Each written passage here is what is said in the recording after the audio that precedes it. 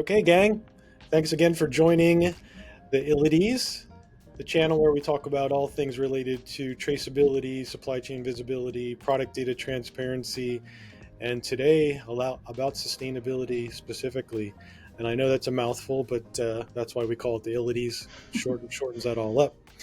So today I have a very special guest. It is none other than my daughter, Sophia Marsh, who is pursuing some classes and an agenda, or I guess you would say major area of study that takes her into the space of sustainability.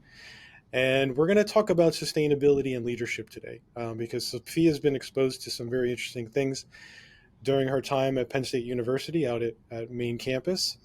And we're going to reflect on our journeys into this space, into the study of sustainability, and what the things are that we're doing with it in our careers, or in Sophia's case, pre-career. So, Sophia, thank you for joining, and why don't you tell our viewers a little bit about yourself and what you're up to these days?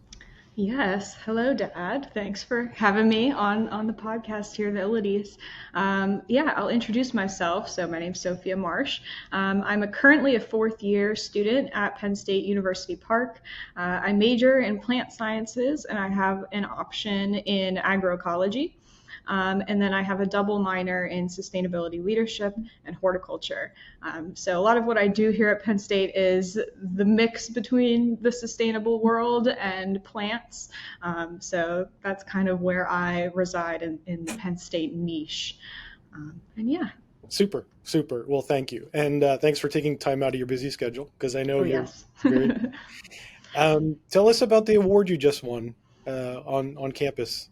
Yeah, it was really kind of unexpected. I recently received the Pennsylvania Environmental Resource Consortium Campus Sustainability Champion Award, which is quite a mouthful. But I was recognized as one of three students here at Penn State who really strive to, bring sustainability to the campus, share it around with people, and just be involved in a lot of sustainability efforts here. So I was recognized for my work that I do in a student organization called EcoReps, as well as my internship that I have with Penn State Sustainability. And I also serve on our Sustainability Outreach Council. So I was recognized for my work there. I'm the only student representing on that council. So. Excellent. Well, congratulations again. Thank And you. what is this? You're in an interesting space today. Where are you joining us from? Yeah, that's a great question. So I am over at the Morningstar Solar Home here at Penn State's campus. And this is actually a new internship that I just picked up this year. And the house that I'm in currently is a solar home. The entire building was designed and built by students for the solar decathlon competition back in 2007. So schools are competing to kind of create this energy efficient house. And so everything in here was designed by students, including this right behind me. There's a lot of things about this house that make it energy efficient, that make it sustainable, but this is one of them. So the wall behind me is covered in these milk jugs, glass milk jugs, and the thought is that you would fill these up with water in the winter time, and when the sun comes through this window here, it actually traps heat, and then the heat is brought into the house. So it passively heats the house when it's cold. And this entire rack can be moved. It's movable. So if you don't want that extra heat in the winter, you can just move it out of the way. But there's a lot of cool things about this house that make it interactive and make it sustainable. So I could talk forever about that, but I won't. No worries. Maybe that's a future A future podcast. webcast. Yes. So let's turn to sustainability leadership, and I think just going along this journey with you through your university studies over the last several years, it's really apparent to me that I think Penn State's doing a pretty good job. But I guess how would you characterize what your studies are doing, your engagements, and the university curriculum is giving you in terms of preparing you to be a leader in sustainability when you graduate? Yeah, I would say that all of the kind of opportunities that I've been involved in since I've started here at Penn State really strive to set students up for success in the future. And one thing that goes along with that, not just sustainability related, but is the professional development aspect of being a student here. So with the Penn State Eco Reps program that I'm a part of, and for context with that, we are student sustainability ambassadors, and we help teach sustainable living practices to the first years that are coming onto campus. And that program is completely student run. And our kind of goal is to not only act as peer educators for the other Penn State students that are joining the family, but to also develop ourselves as a cohort and as individuals and as leaders. So we have a really great leadership team of about 8 or 9 students, and every year we have a different leadership team, but part of kind of cultivating that cohort and that leadership kind of space is the professional development. So over the summer, like in these months that we're in now, we are offering learning modules to our entire leadership team, where we're going through and talking about public speaking skills and, conflict resolution, risk management, kind of anything that you would kind of need to facilitate programs and act as an educator, act as a peer educator. And that has honestly helped me. The experience that you get doing those things has helped me more than maybe any class that I have taken that's specifically for leadership. I think those outside opportunities are really what Penn State kind of focuses in on to prepare students for the real world. So that's Yeah. kind of one of the ways. Yeah. And I can contrast that to when 30 years ago when I was in university at Penn State, and these things were around, but they really weren't that prominent. I, of course, was a mechanical engineering major. And I think of how you're able to express yourself, how you're able to lead people, and some of the stories you've told me through managing through difficult challenges are starkly different than my experience in my junior, senior year at university. They were, I wish I would have had your skill set in my toolbox at that time. It would have made it for an easier time in university and an easier transition into industry. Yeah. So I entered into industry fairly naive as an engineer, not understanding really how things work and how to get people motivated and get them behind you to be a leader. Leaders shouldn't create followers; they should create more leaders, and that's exactly what you're experiencing at Penn State, Absolutely. which is great. So, one of the things that I found amazing about your early experience at Penn State at main campus is you are put on this campus with 15,000 other full-time students and all competing for the same resources.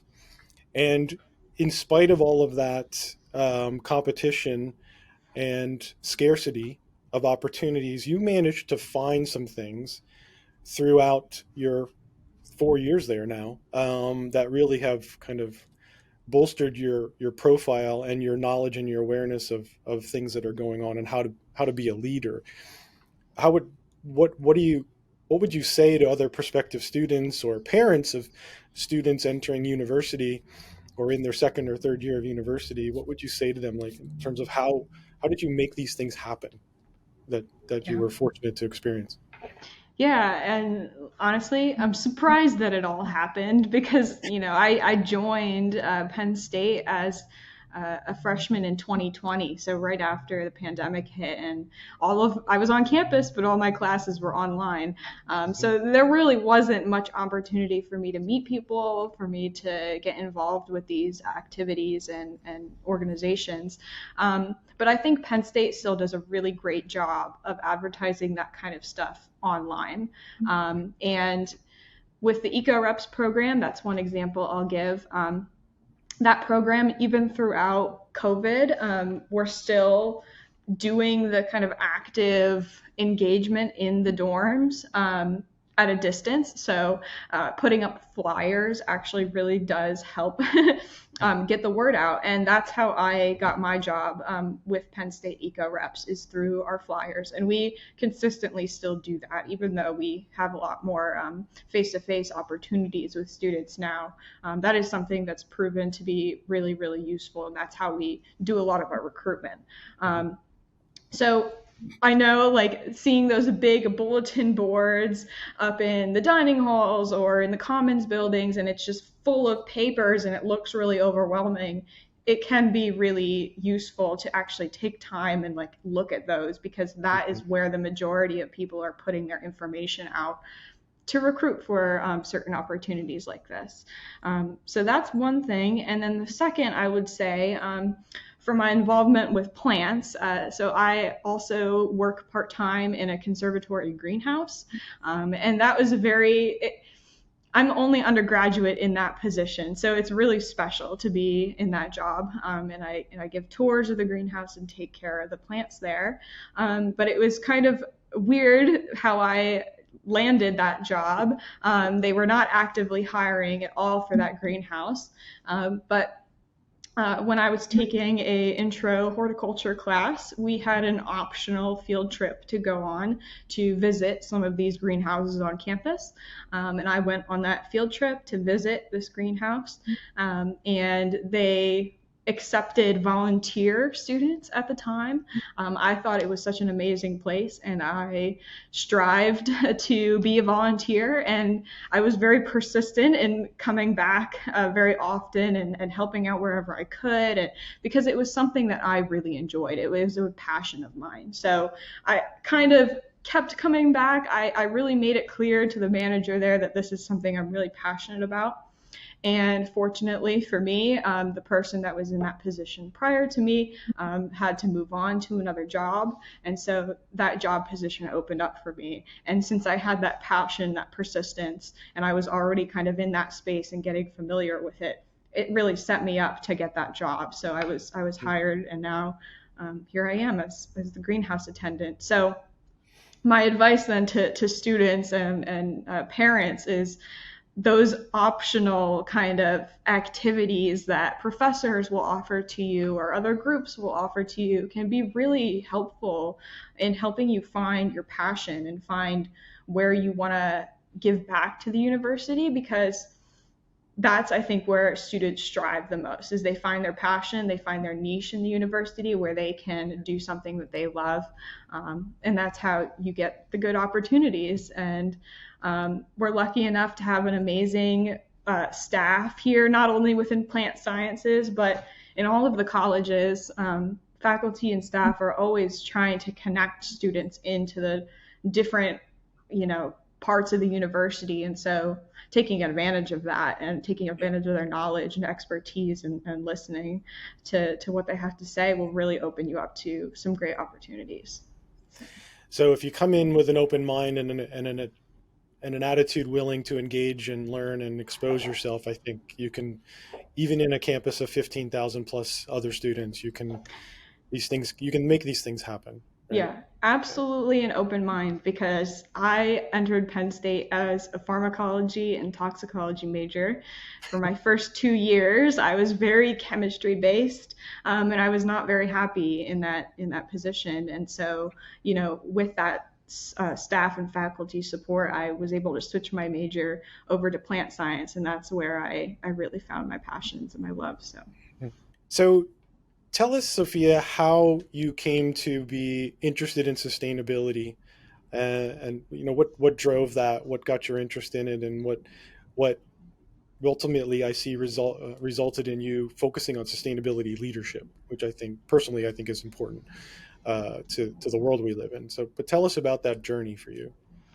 Yeah, I think with a lot of people that seem to find their way into sustainability, I think it definitely doesn't start like that. I don't think people, at least from my experience, I haven't seen people just want to do sustainability work. Usually it's something that they're passionate about that then connects into sustainability work.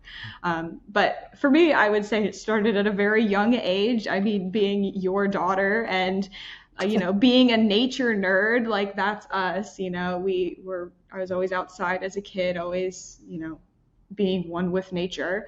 And I don't think it ever crossed my mind that that was something I could pursue as a career, something in college. So, that's where I led to then pharmacology and toxicology. But when I was in high school, I was part of an environmental club. So I knew I loved the outdoors, and an environmental club seemed to be the closest thing to, the things that I like to do. So joined that club, and it was really just a couple of us. It wasn't a very robust club, but the one kind of success that we got out of that was hosting a bake sale. And we had a really successful bake sale. And with that money, we were able to purchase a compost bin for the high school that I was at. So that was kind of a taste of that, like we can do something for our community that benefits the environment. And so when I came to Penn State and came to college, I was really looking for something that was similar to that. And then that brings us back to my story earlier of eco reps and the flyers that they put up in all of the dorm buildings. I saw one of those once I moved in, and it looked like something that was similar to an environmental club. So I joined in, having no idea what I was getting myself into in terms of, being invested in sustainable development. But I'm so glad that I did, because, loving the environment is great, but really diving deep into how can we be sustainable, not only in protecting, habitats, but like energy use in buildings and equity among like different diverse groups. And like there are so many different facets that kind of go into sustainability. And I think eco reps was the big thing that kind of pushed me towards sustainability work. So I will contrast that for our viewers' amusement with my journey. So my first exposure to this would have been back in, let's say, 1989, 1990, when at Penn State Capital College down in Harrisburg, we had the very first Earth Day celebration on campus. Now, Earth Day had been around already for 30 years before that. It started back in 1970, but our campus had its first celebration there. We made T-shirts, and as an engineer, we had things to do. We did stuff. My partner and I in thermodynamics lab, had to build an oven that was powered by the sun. So we actually built this little small oven. It was about 18 inches by 18 inches by maybe 8 inches deep, with different materials, foils, films, glass. And then during the event, the day of the event outside the engineering building, we actually used the power of the sun. Luckily, it was a sunny day, and we cooked a breast of chicken with this device. And we were famous for a little bit because the local news channel in Harrisburg actually came out to the campus and filmed us. And I got to talk on local television about this oven we made. So then fast forward about 20 plus years, I didn't really have anything to do with sustainability. I was just always a nature nerd, as you put it, really into the outdoors and understanding animals, plants, trees, and etc. And my last role had me responsible for a topic respective of sustainability where nobody else really wanted to do anything with it or knew what to do with it. So I had to kind of figure it out. Okay, what does this mean for industry? We were in industry serving standards bodies. So what does this mean for industry? What is this going to mean for myself and my team in terms of what kind of work we have to do? But it sent me on this journey of really understanding the broadness of the topic, and that there's a lot of opportunity there, and good opportunities for jobs, for growth, that have a positive impact on the environment. So that's why I'm more jazzed up about it than I've ever been, and I'm still active in it.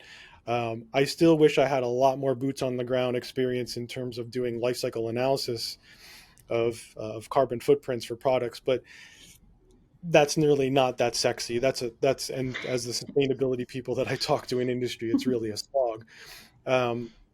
However, that's where you start. You start and you do your assessments, then you can understand from there where to make changes to make impacts. So I'm still on the journey, as you are too, and not really sure what the future holds, but expect I'll be doing a lot more work in the coming years in that area.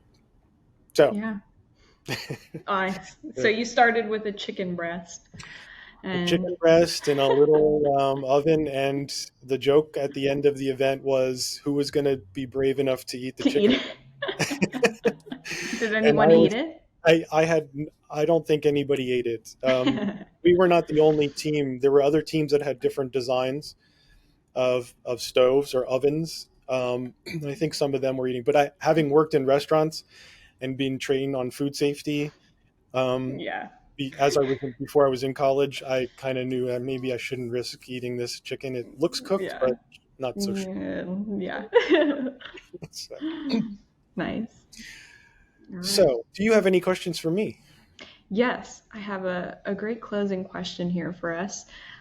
So, as the older generation, you've seen a lot of change over time between policy and laws and how sustainable development is kind of accepted by the public. What would you hope that the younger generation, like myself, would focus their sustainability efforts on? Where do you see the most opportunity or the most need for people to work in a certain space?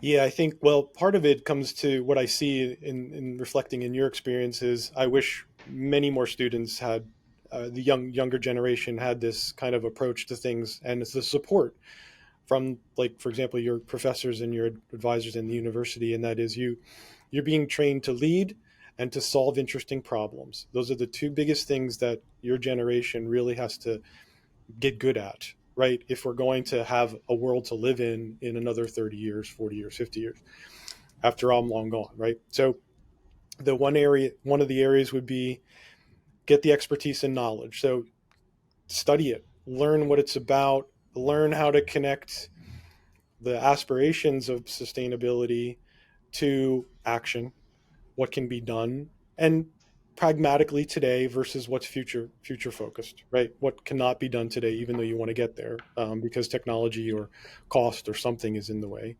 The other thing I would say is to get politically active, and I don't just mean at the national level, at a presidential or senatorial election. I mean at the local level and through the community as well. So I'm on the I'm the vice chair of our local environmental advisory council in our township, which has exposed me, and could expose young professionals and the younger generation as well to. Well, you sat in one of these meetings, so you know what that's like, as one of the members of the public. It just gets exposed to you to different ideas, and that's where me and someone in a community can also make an impact, just like you've described. You can make an impact at the university level because we are doing things that actually affect the community and make it more sustainable in for real. It's not just excuse me, it's not just like a dream or an aspirational wish. So that's a really interesting thing to do. So that's political activism can take many shapes and forms, but that's doesn't have to be just who you vote for as president. And then live your values. That's probably the hardest one, because our economic systems today are still incentivizing take, make, and waste in terms of business models, by and large, everywhere. And it's going to be your generation that really lives their values that's going to make a take, make, and reuse, or take, make, and be more circular business model and awards and incentive programs to actually come about, because my generation and the older generations are less likely to want to change, in that regard. So that would be my advice to the young adults and the Gen Zers of this world, and even the millennials. You still can do stuff. Yes. Yeah. I appreciate so much what you said about like the local level though. That's something that I think is a huge takeaway for me here at the university is Penn State really emphasizes community collaboration and working locally, because that's how you can make connections between people and actually get people who may not be very open to sustainability topics or change in development, talking about the things that locally interest them, things that they've noticed about their towns that are changing. Opening that opens up conversation to a broader topic like sustainable development that isn't as kind of intimidating and as scary as, oh, our polar ice caps are melting, what are we going to do about it? We're not anywhere near the polar ice caps, so how can we make an impact at the community level, at the local level where we are, meet people where they're at. So yeah. Great. Super. Well, I want to thank you, Sophia, for your time and joining us from the Morningstar House, which is certainly exciting. I've seen the outside, hope to be inside it one day and get to see the good results of your work. And for all the viewers, if you haven't subscribe to the channel with the button below. If you like the content, hit the thumbs up. And below in the show notes, of course, will be Sophia's LinkedIn profile and the Instagram links to the greenhouse where she works at, because it's a public greenhouse. And if you have a chance to be on campus and see it, definitely want to see it. There's some really cool stuff in this greenhouse, especially if you're a nature nerd like me. But even if you're not, there's really beautiful things in there. And we'll see you next time on the channel. Thank you so much, Sophia. Yes, thank you. Have a good one, y'all. Thanks.